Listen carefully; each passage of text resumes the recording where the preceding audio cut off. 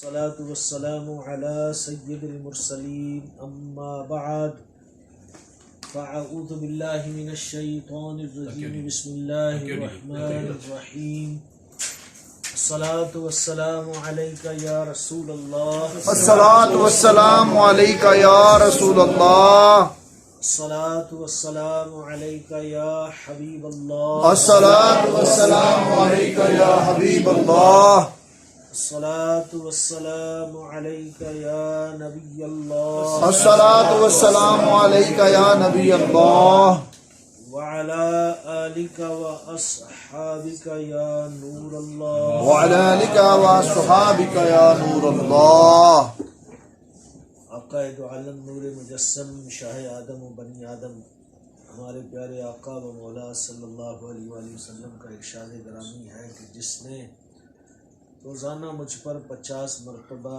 درود پڑھا قیامت کے روز اس شخص کے ساتھ میں مصافحہ کروں گا. سبحان اللہ. صلو علی الحبیب صلی اللہ تعالی علی محمد صلی اللہ علیہ وسلم. صلاۃ و سلام علیک یا سیدی یا رسول اللہ وعلی آلک و اصحابک یا حبیب اللہ. کچھ حضرات اوپر بیٹھ جائیں، کوئی یہ اس لیے رکھے ہوئے ہیں کہ ادھر بھی بیٹھے نیچے بھی بیٹھے، جان بیٹھ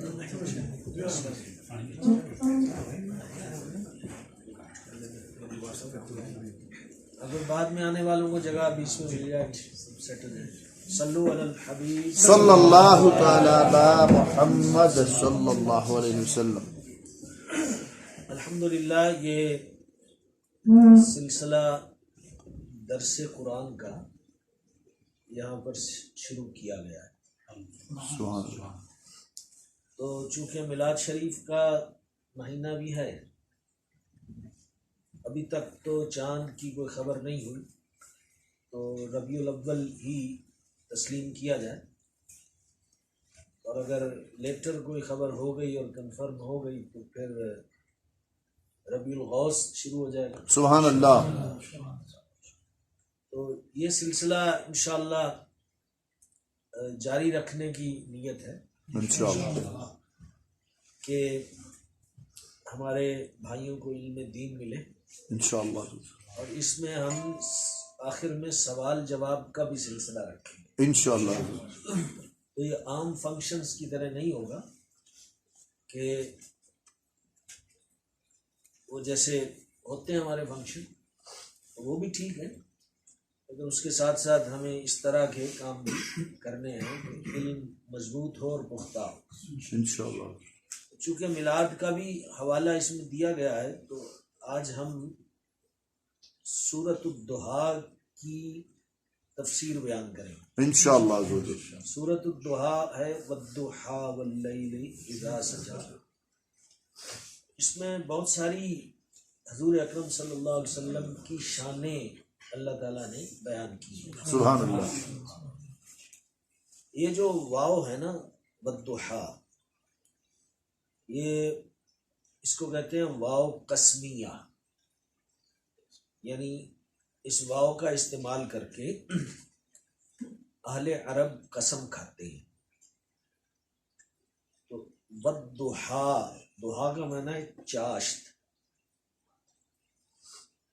والضحیٰ کا مطلب یہ ہوا کہ چاشت کی قسم. یہ قسم کون کھا رہا ہے؟ اللہ عز و جل. اللہ تعالیٰ. اچھا، جب سورج بلند ہو جائے، تقریباً 20-25 منٹ گزر جائے، اس وقت سے لے کر زوال سے قبل تک، یہ سورج نکل آئے، اس کو نکلے ہوئے 20 سے 25 منٹ ہو جائیں، اور زوال سے قبل تک کا جو ٹائم ہے نا، یہ سارا چاشت کا ٹائم ہے. یعنی اس کے اندر نماز چاشت پڑھی جا سکتی ہے.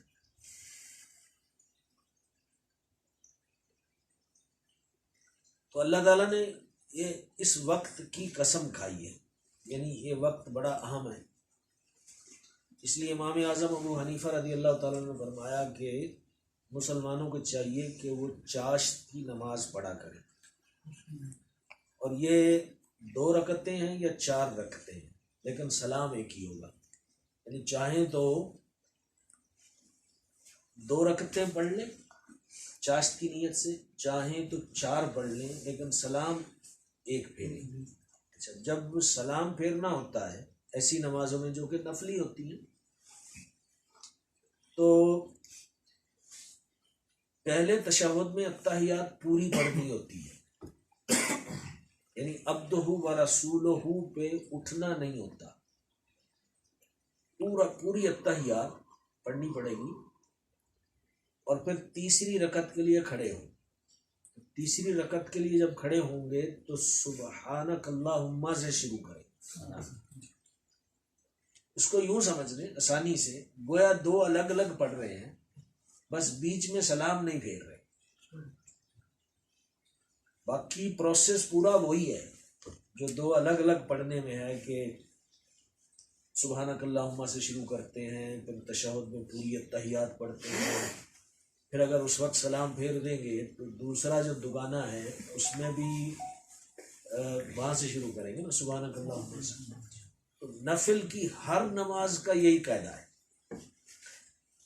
جو ہماری اس کی صلاۃ التسبیح ہوتی ہے اس میں بھی ہم بتاتے ہیں، کیونکہ وہ بھی نفل کی نماز ہے، کہ بھئی 4 رکعتیں پڑھ رہے ہیں ہم ایک سلام کے ساتھ، تو اس میں پھر یہ بتایا جاتا ہے، سمجھایا جاتا ہے کہ التحیات پوری پڑھی جائے گی، اور تیسری رکعت کو سبحانک اللہم سے شروع کیا جائے گا۔ ٹھیک ہے، یہ مسئلہ سمجھ گئے نا؟ حضور تہجد بھی ایسی ہوگی؟ اگر 2 سے زیادہ پڑھتے ہیں تو پھر ہر نفلی نماز کا ایک ہی قاعدہ ہے، لیکن اگر 2 پر سلام پھیر دیتے ہیں اور پھر سے 2 پڑھتے ہیں تو وہ پھر تو سیدھا ہے، تو 2 پڑھی ہیں تو پورا التحیات بھی پڑھنا پڑے گا، اور سبحانک اللہم سے بھی شروع کرنا پڑے گا۔ اچھا، پھر آگے ہے واللیل اذا سجا، اور رات کی قسم جب پردہ ڈالے، یعنی جب وہ سیاہی پھیلا دے اور چیزیں نظر آنا بند ہو جائیں، تو گویا کہ رات نے پردہ ڈال دیا۔ اب اس پر محققین نے فرمایا، جیسا کہ علامہ اسماعیل حقی رحمۃ اللہ علیہ، جنہوں نے بہت بڑی تفسیر لکھی ہے، تفسیر روح البیان، یہ تفسیر روح البیان جو ہے یہ علامہ محمود آلوسی بغدادی رحمۃ اللہ علیہ کی جو تفسیر ہے، تفسیر روح المعانی، یہ تفسیر روح البیان اس کی شرح ہے۔ یعنی ایسا بھی ہوتا ہے کہ ایک عالم تفسیر لکھتا ہے اور پھر دوسرا عالم اس تفسیر کی مزید وضاحت کرتا ہے، سبحان اللہ۔ اس طرح علماء میں یہ رائج ہے۔ جیسا کہ جلالین ایک مختصر تفسیر ہے جس کو 2 بڑے علماء نے لکھا، امام جلال الدین سیوطی اور امام جلال الدین محلی۔ تو پہلے آدھا لکھ گئے حضرت امام جلال الدین سیوطی، ان کا ہو گیا انتقال، پھر وہاں سے امام جلال الدین محلی نے کام شروع کیا تو انہوں نے پوری کی۔ سبحان تو اللہ۔ جلالین کا معنی ہوتا ہے 2 جلال، تو چونکہ اس تفسیر کو 2 بندوں نے لکھا ہے جن کا نام جلال ہے، دونوں جلال ہیں، ایک جلال الدین سیوطی، ایک جلال الدین محلی، تو تفسیر جلالین یعنی 2 جلالوں کی تفسیر، سبحان اللہ۔ یہ اس کا مطلب ہے۔ اب اس تفسیر کی آگے علماء نے کئی تفسیریں لکھی ہیں، اسی طرح تفسیر روح البیان تفسیر روح المعانی کی شرح ہے، یعنی وضاحت ہے، ایکسپلینیشن ہے۔ اس میں علامہ اسماعیل حقی رحمۃ اللہ تعالی علیہ فرماتے ہیں کہ بہت سارے مفسرین نے فرمایا ہے کہ یہ جو لفظ چاشت استعمال ہوا ہے نا، یہ نور جمال مصطفیٰ کی طرف اشارہ ہے۔ یعنی اللہ تعالیٰ حضور کے جمال کی، چہرہ مبارک کے نور کی، چہرہ مبارک کے حسن کی اللہ تعالیٰ قسم کھا رہا ہے. سبحان اللہ. اور پھر وہ فرماتے ہیں کہ یہ جو شب ہے نا جب پردہ ڈالے تو یہ کنایا ہے حضور کے گیسوئے امبرین کی طرف، یعنی حضور کی زلفوں مبارک کی طرف یہ اشارہ ہے کہ ظاہر زلفیں تھی نا، کندھوں تک تھی، تو کبھی جیسے نہائے یا ان کو سنوار رہے ہیں تو چہرے مبارک کو ڈھانک دیتی تھی. سبحان اللہ. اگر کسی کے بال بڑے ہوں، پراپر زلفیں رکھتا ہو، تو اس کو پتا ہوگا کہ آگے کے بال لمبے ہوتے ہیں کیونکہ پیچھے کٹتا رہتا ہے نا. جی جی جی. تو پیچھے کے رہتے ہیں چھوٹے، آگے کے ہوتے ہیں بڑے. تو آگے کے اتنے بڑے ہو جاتے ہیں کہ چہرے کو کور کر لیتے ہیں. بے شک. تو وہ فرماتے ہیں کہ واللیل اذا سجا، جب رات پردہ ڈالے، تو یہ استعارہ ہے، ایک اشارہ ہے کہ جب حضور صلی اللہ علیہ وسلم بال سنوارتے تھے تو وہ بال کبھی کبھی آپ کے چہرے مبارک کے آگے آ کر اس روشنی پر پردہ ڈال دیتے. سبحان اللہ. سبحان اللہ. اس لیے اعلیٰ حضرت نے بھی، بڑے بڑے بزرگوں نے اس کو اسی معنی میں اپنے شعر و شاعری میں استعمال کیا ہے. پھر ہے کہ تمہیں تمہارے ما ودعک ربک وما قلی، کہ تمہیں تمہارے رب نے نہ چھوڑا نہ مکروہ جانا. اچھا، اس کا ایک بیک گراؤنڈ ہے. بیک گراؤنڈ یہ ہے کہ آپ کے چچا ابو لہب سکے چچا تھے، کافر تھے، مسلمان نہیں ہوئے، اور حضور صلی اللہ علیہ وسلم کے لیے ان کے دل میں بڑا بغض تھا. اور ان کی بیوی تھی، اس کا نام جمیل تھا، جمیلہ. تو ام جمیلہ مختلف نام پڑھے ہیں میں نے، تو خیر جمیلہ فرض کر لو. تو وہ بھی بڑی مخالفت کرتی تھی، اپنے ہسبینڈ کا انفلوئنس اس پر بھی ہو گیا اور اس کی نفرت بہت بڑھ گئی. تو وہ جو ہے نا سورت تبت یدا ابی لہب وتب ما اغنی عنہ مالہ وما کسب سیصلی نارا ذات لہب وامرأتہ حمالۃ الحطب، اور اس کی بیوی، یعنی ابو لہب کے بارے میں سورت نازل ہوئی، پھر بیوی کا بھی ذکر ہے، اور اس کی بیوی وامرأتہ حمالۃ الحطب، جو کہ لکڑیوں کا گٹھا سر پہ اٹھا کے چلتی ہے. اچھا، اس کی برائی بیان ہوئی. تو وہ بڑی دلیر قسم کی عورت تھی، مردوں میں گھس جاتی تھی اور جھگڑا کرتی تھی. تو حضور صلی اللہ علیہ وسلم صحابہ کے ساتھ بیٹھے ہوئے ہیں، اس نے آگے یوں زور سے پکارا، اے محمد،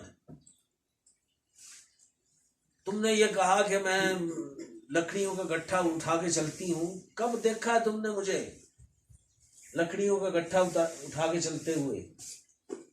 تو تم نے یہ بات کیوں کہی؟ تو حضور صلی اللہ علیہ وسلم نے فرمایا کہ میں نے تو نہیں کہی، بلکہ اللہ تعالیٰ نے کہی. سبحان اللہ. تو وہی آئی ہے، اور میں نے اللہ کی وحی لوگوں کو بتائی ہے. اور پھر اسی عورت نے یہ فتنہ ایک بار برپا کیا، جب کسی وجہ سے وحی کچھ دنوں کے لیے رک گئی. اس میں اللہ تعالیٰ کی بہت ساری حکمتیں تھیں. اس عورت نے خبریں پھیلا دی کہ محمد صلی اللہ علیہ وسلم کا شیطان، جو ان کو آ کر، یا جن کہہ لیں، جو ان کو آ کر باتیں بتاتا تھا، وہ ان سے روٹ گیا. تو اب وہ ان پر خبریں آنا بند ہو گئی. اب یہ بڑے پریشان ہیں، تو اس نے یہ بات پھیلائی.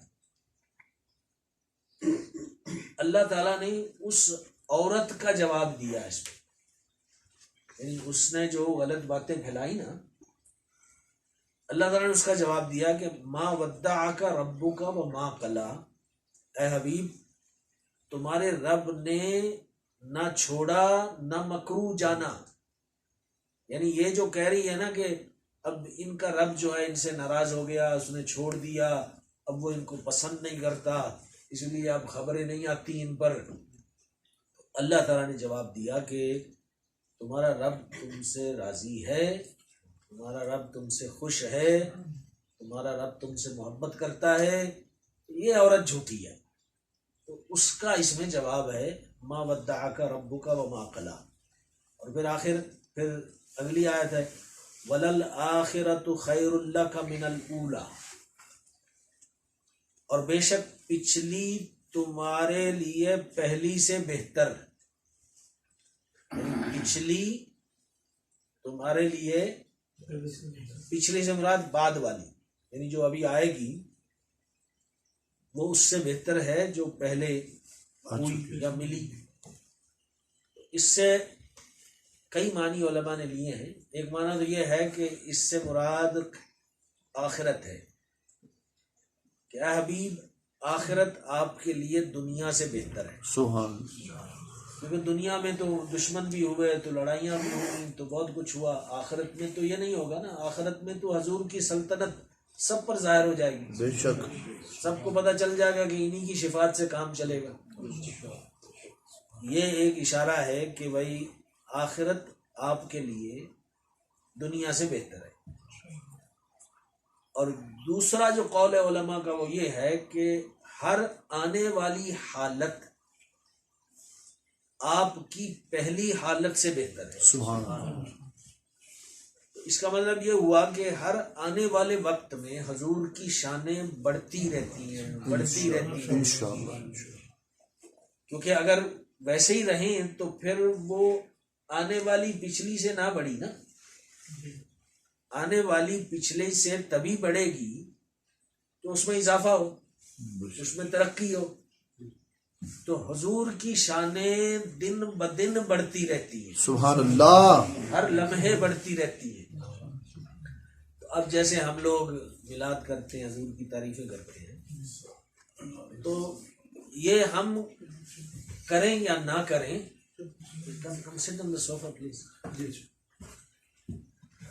یہ ہم کریں یا نہ کریں اس سے کوئی فرق نہیں پڑتا۔ یعنی یہ میلاد کے جلسے، یہ نعتیں پڑھنا، یہ تعریفیں کرنا، اس سے کوئی فرق نہیں پڑتا۔ کرو تو تمہارا فائدہ، نہ کرو تو یہ سسٹم اللہ نے بنا دیا کہ ہر آنے والی گھڑی آپ کی پچھلی گھڑی سے بہتر ہے۔ سبحان اللہ، اس کا بندوبست اللہ تعالیٰ فرما چکا ہے۔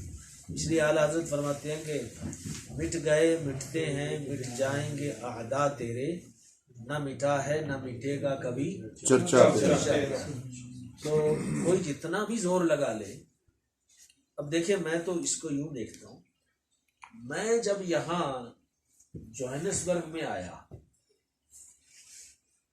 اس کو تقریباً آپ یوں سمجھ لیں کہ 25-26 ایئرز ہو گئے، یا 1-2 سال اس سے بھی زیادہ۔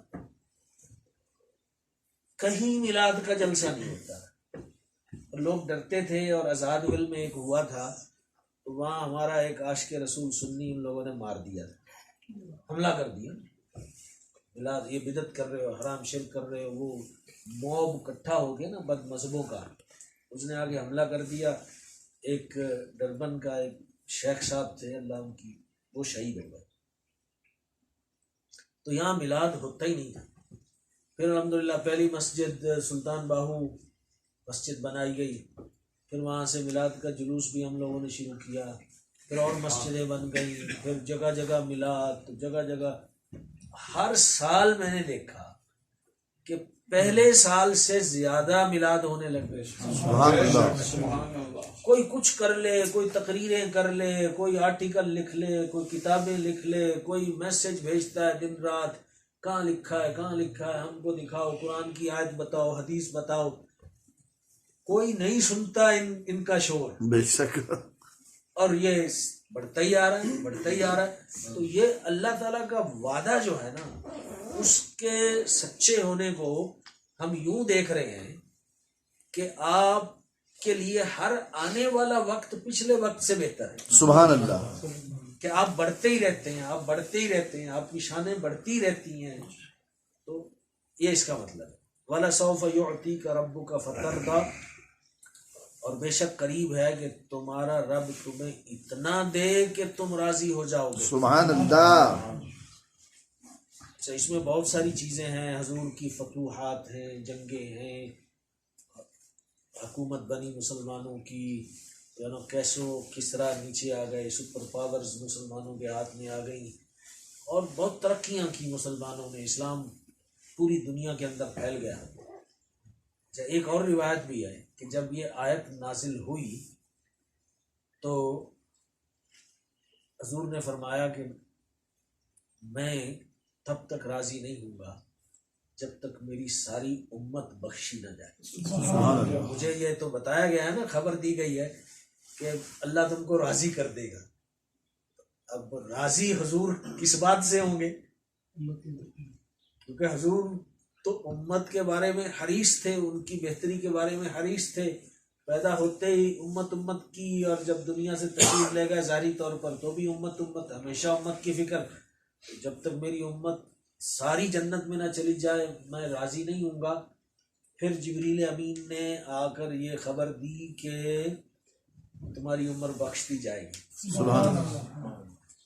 تو ظاہر ہے جو ایمان پہ مرے گا وہ بخشا جائے گا. بے شک. امت تو وہی ہے نا، بلا اگر گناہ گار ہے یا اس کو کوئی سزا بھی مل گئی تو بالآخر اس نے جنت میں جانا ہے.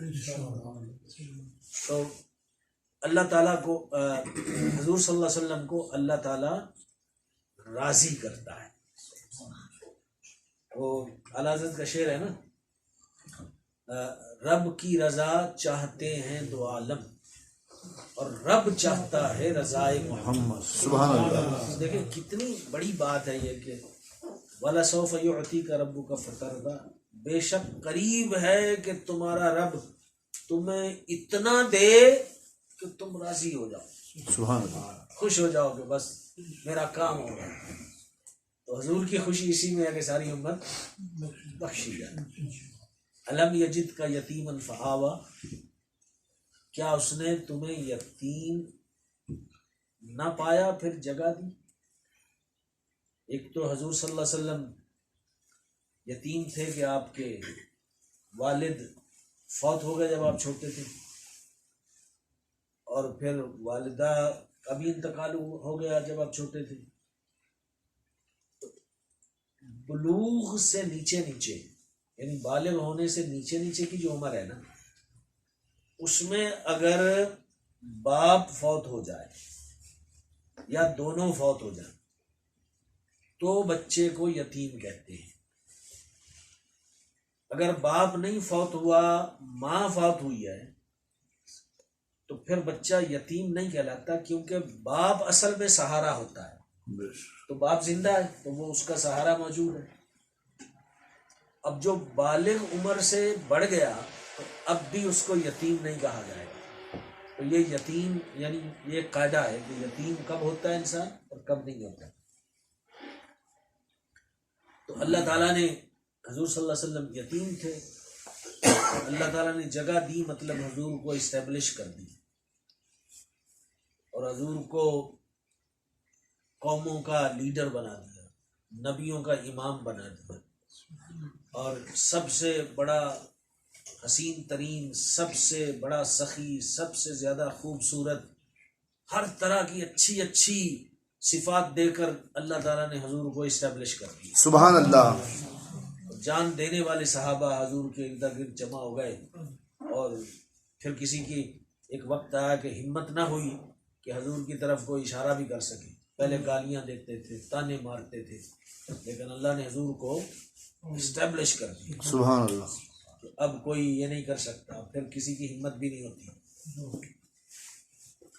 وَوَجَدَكَ ضَالًّا فَهَدَىٰ، اور تمہیں اپنی محبت میں خود رفتہ پایا تو اپنی طرف راہ دی. یہ کمال ہے اعلیٰ حضرت کا کہ انہوں نے ایسا ترجمہ کیا کہ دل خوش ہو گیا اور ایمان جھومنے لگا. سبحان اللہ. اصل میں یہ جو لفظ ضال ہے نا، ضال، اس کا ایک معنی تو ہے کہ بندہ راہ سے ہٹ گیا، اور ایک معنی ہے کہ محبت میں اتنا گہرا چلا گیا کہ اپنے آپ کو ہی بھول گیا. اردو میں اس کے لیے لفظ ہے خود رفتہ. کیا لفظ ہے؟ خود رفتہ. ہم عام اردو میں اس طرح کے لفظ نہیں بولتے، لیکن ظاہر ہے علمی باتیں ہیں تو پھر اس طرح کے الفاظ لائے جاتے ہیں. یعنی اللہ تعالیٰ فرماتا ہے اور تمہیں اپنی محبت میں خود رفتہ پایا، یعنی آپ اتنے گہرے چلے گئے میری محبت میں. اللہ فرما رہا ہے کہ آپ کو اپنی پرواہ نہیں، اپنا ہی ہوش نہیں، آپ ڈوب گئے محبت میں. کس کی محبت میں؟ اللہ کی. اللہ کی محبت میں. اور پھر کہ اپنی طرف راہ دی.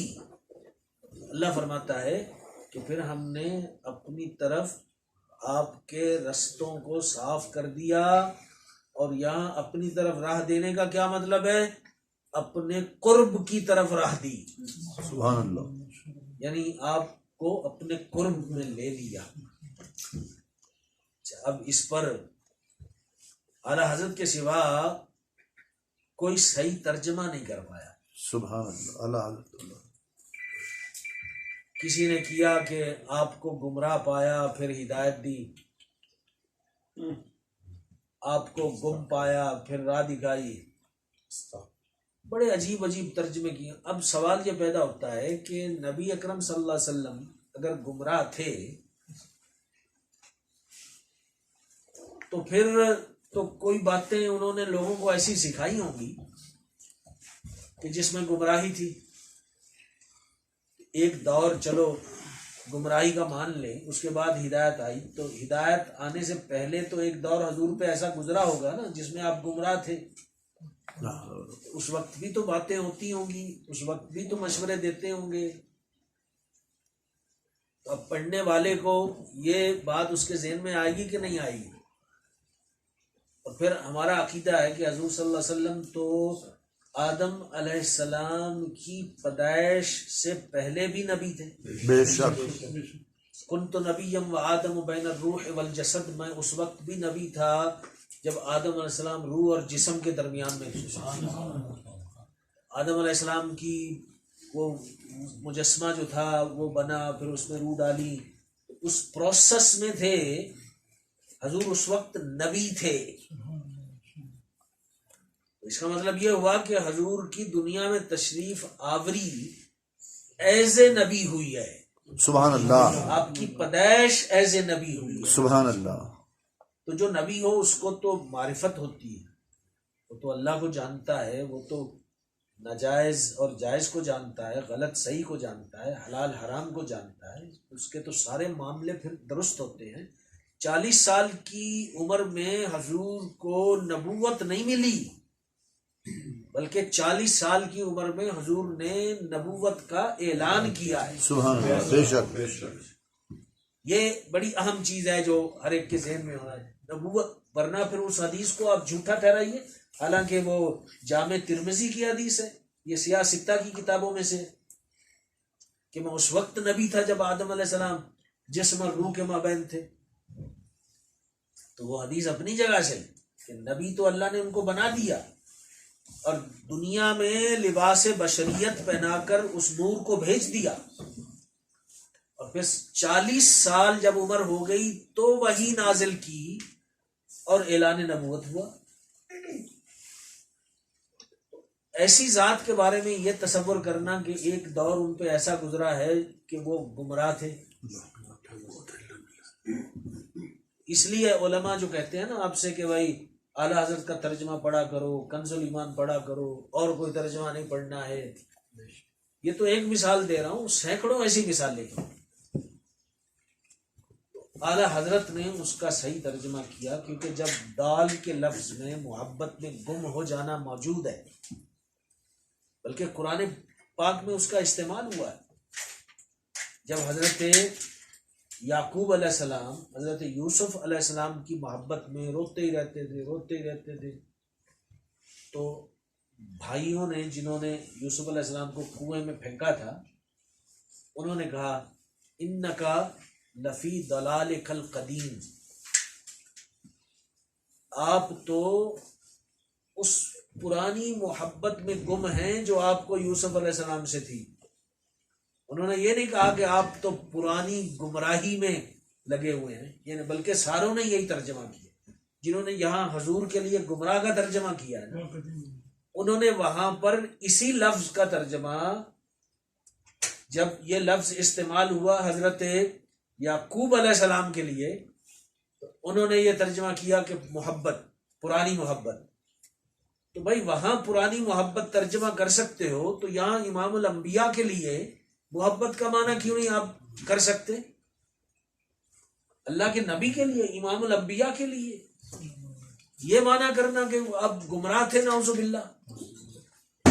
اس لیے اعلیٰ حضرت کا ترجمہ سب سے اچھا ترجمہ ہے، اور الحمدللہ اس فقیر نے انگلش میں اعلیٰ حضرت کا ترجمہ کیا ہے. سبحان اللہ. اور جو کہ آج اس کی لوڈنگ ہو گئی ہے کنٹینر میں. آج وہاں سے پکچرز آئی ہیں مجھے کہ وہ سب لوڈ ہو رہا ہے، اور انشاءاللہ بہت جلد، امید ہے 20-25 دنوں تک سلیمان انگلش جو میں نے ترجمہ کیا ہے، ترجمے تو ہو چکے ہیں بہت سارے، لیکن ہم نے وہ ترجمہ کیا ہے جو کنز الایمان اردو کے قریب ترین ہے. سبحان اللہ. جنہوں نے کیا ہے، محنتیں کی ہیں، اللہ ان کو جزائے خیر دے. ہم اس کے بارے میں کچھ نہیں کہتے، ہم کسی کو ڈسکریج نہیں کرتے، کسی کے کام پر ہم کوئی اٹیک نہیں کرتے. بس اپنے کام کو ہم یہ کہیں گے کہ قریب ترین، 100% کا دعویٰ تو میرا بھی نہیں، کہ قریب ترین ترجمہ انگلش میں کنز الایمان کا اعلیٰ حضرت کا جو ترجمہ ہے، انشاءاللہ وہ یہ فقیر کا ترجمہ ہوگا. سبحان اللہ. کیونکہ اس میں محنت بہت ہوئی ہے. ہم نے 2 سال تک تو آن لائن رکھا ہے کہ لوگ پڑھیں اور ہم کو فیڈ بیک دیں. بہت لوگوں نے پڑھا، بہت فیڈ بیک ملی. پھر ہم نے 3 مرتبہ اس کی پروف ریڈنگ کروائی ہے، 1 مرتبہ ساؤتھ افریقہ میں اور 2 مرتبہ UK میں، اور دونوں مرتبہ میں خود گیا ہوں، اور ہر بار 3 مہینے میں وہاں رہ کر علماء کے ساتھ میں نے اس کی پروف ریڈنگ کی. تو لہٰذا اس میں بڑی احتیاطیں ہوئی ہیں، بڑے خیال سے یہ کام کیا گیا ہے. اس لیے ہم کہتے ہیں کہ یہ ترجمہ سب سے انگلش میں بہترین ترجمہ آپ کو ملے گا. سبحان اللہ. اور پھر میں الحمدللہ تفسیر بھی لکھ رہا ہوں، اللہ کے فضل، وہ بھی انگلش میں ہے، اور تفسیر میں نے مکمل کر لی ہے. اب اس کی پروف ریڈنگ کا مرحلہ جاری ہے. تو امید ہے کہ اگلے سال قرآن پاک کی انگلش میں مختصر تفسیر وہ بھی آ جائے گی، قرآن پاک کو سمجھ پائیں گے. تو واوا جادہ کا عائلاً فاغنا، اور تمہیں حاجت مند پایا پھر غنی کر دیا. اب میں تھوڑا جلدی کرتا ہوں، آپ تھک نہ جائیں. کہ حضور ضرورت مند تھے، اللہ نے حضور کو غنی کر دیا، یعنی امیر کر دیا. سبحان اللہ. امیر ہونا اصل میں یہاں حضور کے بارے میں جب ہم کہتے ہیں کہ حضور امیر ہو گئے، تو یہ نہیں کہ پیسے بڑھ گئے، بلکہ چیزوں سے بے نیاز ہو گئے. چیزوں میں دلچسپی کوئی نہیں، نہ مال میں، نہ سونے میں، نہ چاندی میں، نہ پیسے میں، کسی چیز میں، نہ گھوڑوں میں، نہ بکریوں میں، نہ جو اس وقت کی یہ مال ہوتا تھا. بلکہ کچھ آتا بھی تھا تو حضور بانٹ دینے سے پہلے آرام ہی نہیں فرماتے تھے، بے چین رہتے تھے کہ یہ بٹ جائے اور پھر میں آرام کروں. یوں اللہ نے غنی کر دیا. تو اعلیٰ حضرت نے وہ جو شعر کہا ہے نا